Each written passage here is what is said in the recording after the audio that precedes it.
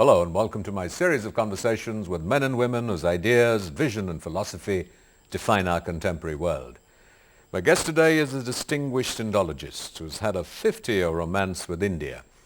She's fluent in Hindi and Urdu and has translated a range of Indian books, publishers, writers, ranging from Faid Ahmed Faiz to Rohinton Mistry to Shri Ramakrishna, Vivekanand, Aurobindo, U.R. Anantamurthy, Krishnamurthy, you name it, across the board.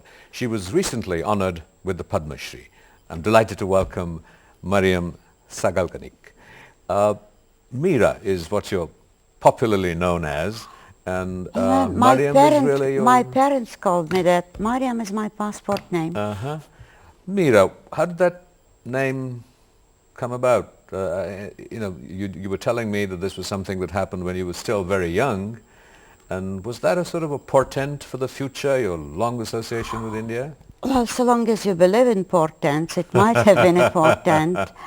You know, there are two influences. Both of them sound rather strange today. There was that, I was living in the city of Tashkent, and there was that old man who would come on an evening, collect all the kids, produce sticky sweets from his pockets and say, "Do you see the mountains?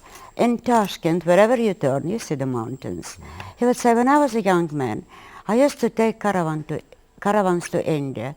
It's nearby, and it's a very beautiful country."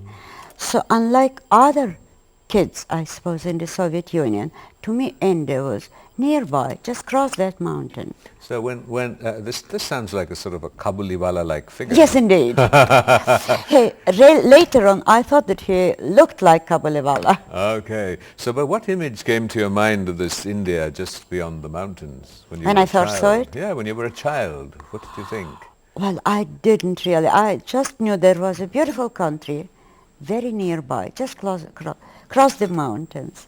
Later on, when I was in my school, there was that library just across the road from the school, and I have made a great discovery, Rudyard Kipling. And I started dreaming of, Maharajas and elephants, whatever. Sure, you came to India 50 years ago. You specialized in Hindi and Urdu. And you have spent a lifetime interpreting, translating Indian writing for the Soviet Union, Russia now perhaps. Yes. Are you disappointed that the Soviet Union is now Russia? No, I'm not. No, I'm not. I thought that kind of structure that went under the name of the Soviet Union was doomed. I do feel bad because my country in which I grew up is now truncated. It's almost a physical feeling. But I'm glad, not even glad, I knew it couldn't go on the way it existed. Let's be frank about it. You have written and you have been concerned about issues related to ethnicity and ethnopsychology. That too, why not? and that has intimate connections with literature, obviously. And you have despaired, you have talked about how sometimes parents and children seem to belong to two different cultures. You have written extensively about the importance, particularly in post-colonial cultures and societies, of looking at issues of ethnicity and preserving those. But why is that important? Why is ethnicity so important? It would seem at one romantic level, we're all one humanity, we're one planet. On a very romantic level, yes. No, I'm not overly, I think, concerned with ethnicity. Ethnicity exists, and that's about all. To deny it would be preposterous, or that would be romanticizing the reality. When I mentioned that, ethnopsychology, what I meant to say was that in a multi-ethnical country like mine still is, or like India is, it's better to know the differences between various ethnic groups, simply to understand them better, no further. No further. And it could be a fascinating study. You have been translating from many Indian languages, books that have been published in Kannada, in Urdu, a vast spectrum of these. How does this process of translation work for you? You talked about Anantamurti, his You work. know, it's a challenge always. So you sort of come to a stage when you cannot open a book without thinking, and how would it be in another language? So it's a habit. Speaking about Anantamurti, I think that Samskara is one of the better Indian novels. I just happened to read it, in English of course, because I thought at that time that if I want to know what Indian literature is, I have to keep, sort of track of developments in other languages, which I could do only via English. But that book was fascinating. I still would find it fascinating. And I started doing it. First there was that Hindi translation. Then the author himself told me that he's been told by the friends that this Hindi translation was no good. Send me another one. That happened to be done by Ramanujan. So that's that. But do you fear that that there's something essential, integral, the texture, the fabric of the universe that, say, Anantamurti is creating, and his writing is extremely evocative, is lost? I mean, there is an inherent fear that in translation, particularly into languages that originate, that represent a completely different culture and hence a different vocabulary, is very difficult at the best of times. Indeed. But when you sort of jump 2 or 3 stages, that is there a risk that you may not have completely experienced Anantamurti's writings in the first place? And then, so what was the real, what were Not the kind only of the challenges? risk. When you open the book with the intention of translating it, you know that you cannot do it, identical to the original. This is out of the question. Incidentally, you might be interested. You know what's the most difficult thing to translate? Poetry. Gestures. Oh, okay. Gestures. For instance, you read that somebody was beating his or her brow. Well, if you translate it as it is, it becomes ridiculous. Like, all those translations, is that your father's street? Which is ridiculous in translation, so you have to find an equivalent. Well, how do you find an equivalent to gesture? You can't. It's difficult, but then it's a challenge. And So what do? Do you change the No. gesture? you can't. Do you explain it? You shouldn't. you try to find a way out. And there is no repetition. Each time you have to invent something new. You're watching a conversation with Mariam Salganik, an eminent Indologist based in Moscow. We'll be right back after a short break. Don't go away. Welcome back to a continuing conversation with Mariam Salganik, an Indologist who's been translating Indian writing extensively into Russian. We were talking about gestures, and here I am making these gestures. And you raised that as one of the issues, one of the problems in translation. Can you give us an example and a solution that you may have found? Not really. I could give an example, but you would know that. I told you, for instance, beating the brow. But the solution would be in Russian. To give it to you, I'll have to translate it back into Indian. Then It's lost. It would be I mean, beating the brow again. it's a circle. But I'm sure that you are familiar with at least classical Russian literature. Does it make sense to you? Yes, it does. It does. I'm quite sure that quite a bit has been lost in translation. Still, it's worthwhile. If we're talking about samskara all the time, but anyway, if some of my translations, not only mine, others been run into several reprints, that means somebody is there to read them, getting something out of them. So you may say the second best solution. It also must be an incredible opportunity when you're reading a book to translate it, to go into it with the kind of detail and to go into it sort of underneath the subtext and the skin, as it were, of the writing with a vigor or a rigor that an ordinary reader would not go through. No. In what ways does that intrude perhaps on your reading pleasure? Does it intrude on that? I guess it does, but no, not always. Mm-hmm. Sometimes you're so happy with a book that you forget about it. You just live in it, within the covers. And then, it's like Vatsayana says in Kama Sutra, but when the real patient comes, what science, what laws? Okay. And when you now do these sort of philosophical writings and you translate them, do you empathize with some of the philosophers who particularly Krishnamurti, Aurobindo, Ramakrishna, Vivekananda, so many people that you have translated? Are there special challenges when you're doing writing like that? There as are opposed to always fiction? challenges. There are always challenges. And sometimes I'm asked, how can I translate Ramakrishna and Shri Aurobindo because they are so different? So what? In India you have 6 darshanas, and it's darshanas, it's an approach to the same reality. Isn't that the same? The difficulties are there.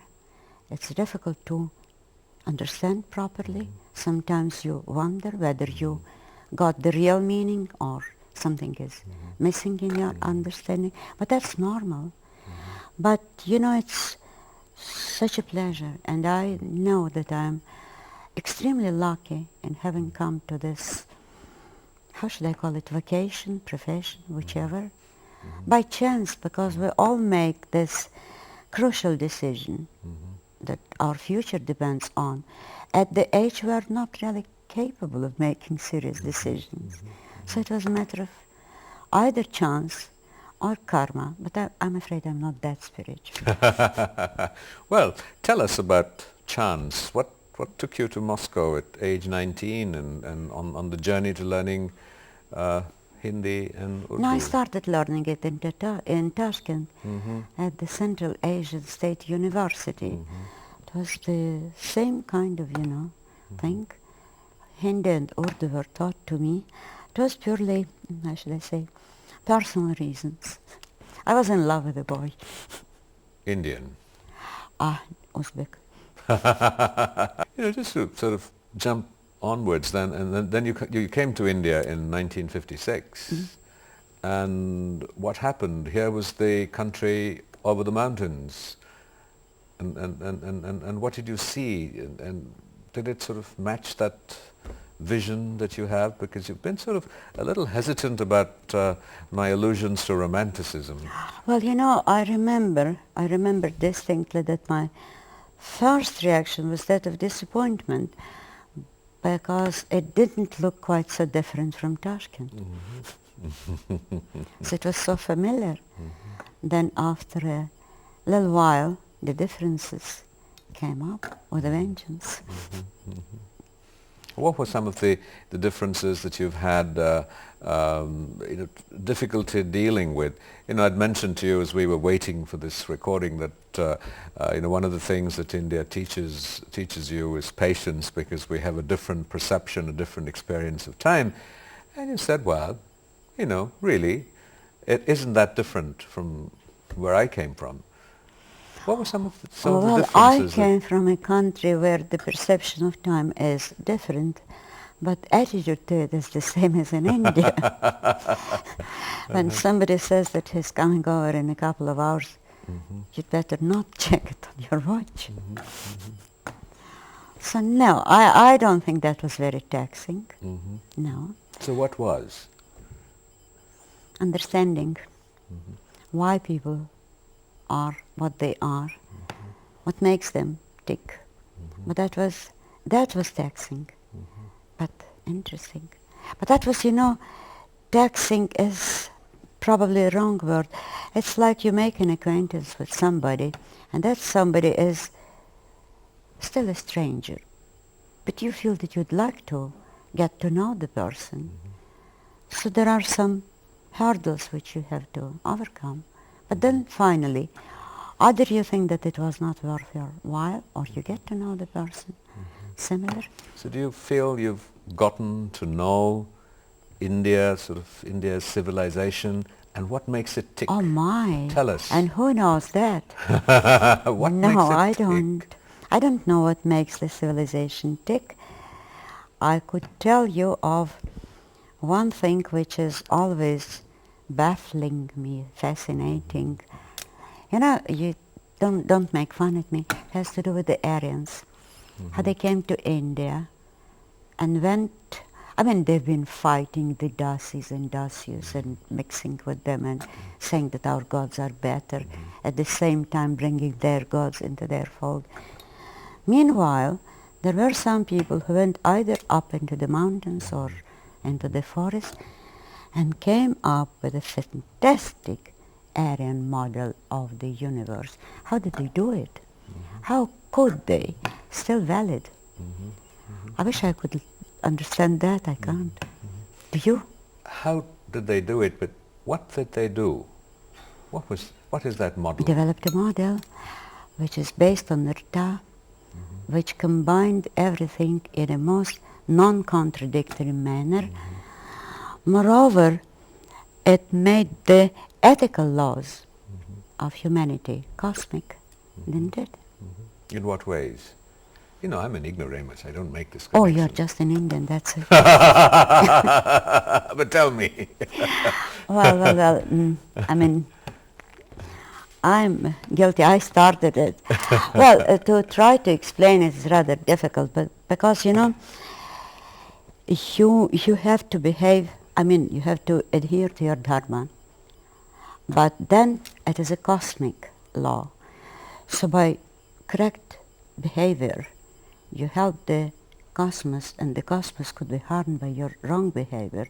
No one except India thought of it. Or am I wrong? But we do have the notions in India of relative truth and of morality not being absolute, and so that when you become, enlightened, or you're a god, in some ways you transcend conventional morality and conventional Yes, indeed, ethics. and there are juice examples of it. You've done a lot of translations, and we were talking about your work with Ramakrishna. And I was just wondering, how do you translate or go across cultures when you're talking about, say, the different kinds of samadhis that Ramakrishna And it is went incredibly through? difficult. It's incredibly difficult. And you got out of that by saying that, well, if I translated it back, it would be, the same word. It would. But you're right, of course. But I still sort of am struggling to understand that out of my curiosity. It's got nothing to do with it's because that question is really coming from more than just an issue of translation, because no matter what the language is, it is so difficult in any case to communicate, the experiences of altered states of consciousness, and how much more difficult it must be when you're translating. It is difficult, but whenever you take up translating an Indian book or even a newspaper, if you have to, it's a transcultural translation, because you do not translate words alone. That becomes nonsensical. You have to sort of overarch a culture. How do you do it? I don't know. You just do it, and you do it so well. Well. You just do it. You do it because you're curious. You do it because you want to share it with your friends. You do it because you would like your countries to understand each other better. It sounds so pompous, but that's what it is. In India, we really haven't, we haven't got a sort of like a central, institute of translation. Oh, thank God. where where translation is studied, is learned as a technique. Is that something that's possible, or do you see it as art in itself? But then even art has certain sort of basic principles and rules, and No, it isn't entirely abstract. No, Rajiv. There are things called schools of translations. I don't think that you have them in India, which is a bit surprising, being so multilingual a country. There is, for instance, a Russian school of translation, which believes in translating in a certain manner. There are others, and there are endless debates as to what should be the best way of translating. But when it comes to actually doing it, it's a very lonely labor. You do it on your own. And you can rest assured that when you publish it, you'll be criticized for it. So since you are going to be criticized, I mean, it's better to be criticized for something. But then, what gratification do you get from the process of The process is gratification. But what kind of pleasure do you get? The learning, the creating of something new, and in what ways is that different from, say, writing your own novel? Or have you thought of writing your own fiction? Or have you written your own fiction? Well, no, I never wrote fiction, except I wrote poetry as a school kid, but everybody does it, you know. That's a sort of a juvenile disease, so it doesn't matter. No, I like writing, but I never thought of, sort of writing fiction. It's not in my nature. But you have asked me a difficult question now. What kind of gratification? I don't know. For instance, you have this page in front of you. You can visualize what those people are doing. Incidentally, if you don't see the picture, you cannot translate. I remember I've been translating a story from South India, and I didn't see the description of that village house. And I went through albums looking for the photograph. But the moment I saw it, it became easy. You have to you recreate the picture, you know. What gratification? Well, let me phrase it a little differently. Okay, do it. How does that dovetail with your own? You have so much to say. I mean, just in a brief conversation, so much of your personality, of you, of your vision, of your energy, of your worldview, of your ideas emerge. And have you felt, the urge to express that, to put that down more explicitly, rather than the implicit commentary, inevitably, that it will be when you're translating? I mean, you bring yourself into the process. No, I donate my blood when I translate. It becomes my own, in a sense. And if I feel the urge to express my shining personality, if it's the urge is strong enough, I'll do it. So obviously it is not, since I never did it. So, when you... I'm not self-centrical enough. Probably. Well, that self that learns and expresses and processes so much richness. What does it continue to seek? To do more translations, to do them better? What is a better translation than... It's a new one.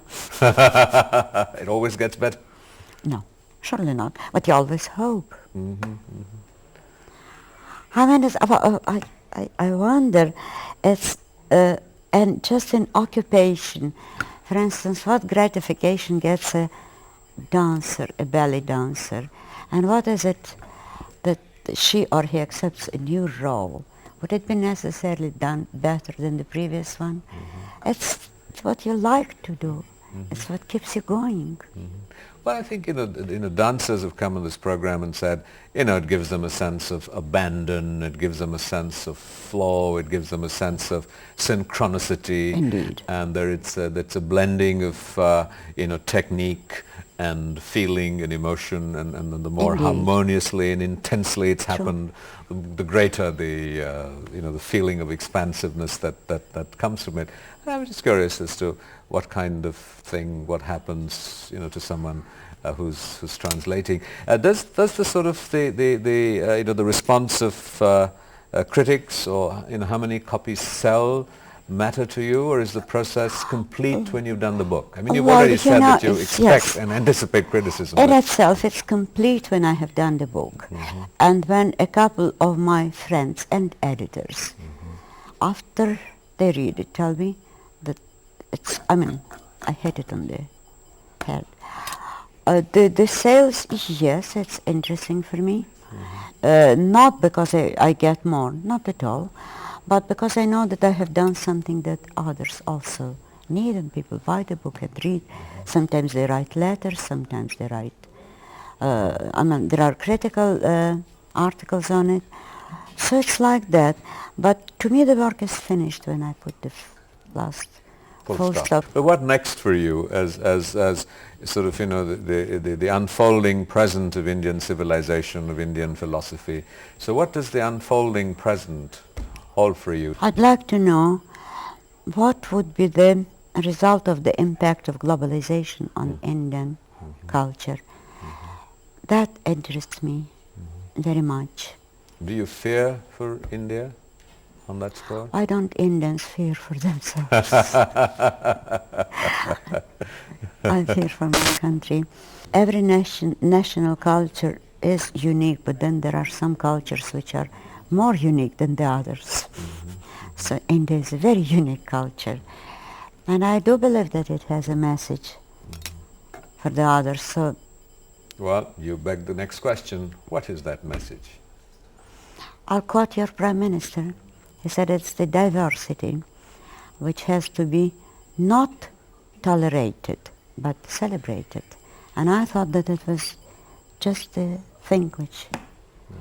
Don't you think it's the thing again? Mariam Salganik, thank you very much. Namaste. This has been a great pleasure. Pleasure for me. आपसे अगली दफ़े हिंदी में बात करेंगे.